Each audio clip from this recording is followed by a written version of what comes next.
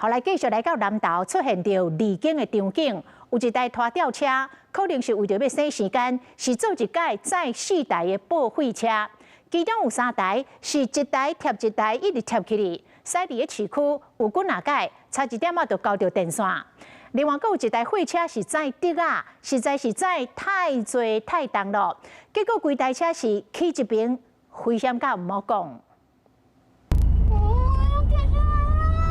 大货车顶悬的竹仔一捆搁一捆塔真悬，拢特别弄到青阳顶，而且搁敢若超重，规只车起一边是歪甲真严重。整个已经变斜的嘞。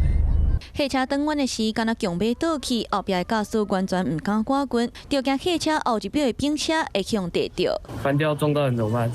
还是不要载那么多操纵的感觉，对，所以大家都比较安全。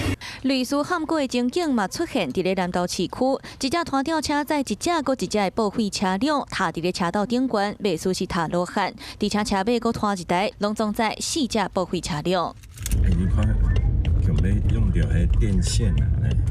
中3台车是踏真悬，转弯的时搁险啊交到电线，规路拢真惊险。这样不会跌太高的吗？